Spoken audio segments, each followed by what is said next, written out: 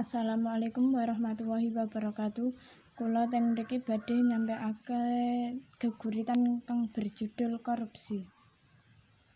Abang putih kajunjung dhuwur ing langit pratiwi, wujud getih lan balung para pejuang. Apa kowe isih eling? Cucur keringet eluh kang wis kebacut dadi tumbal marang buwana kanggo kemerdekaan. Saiki apa? Kowe ngapusi, kowe korupsi.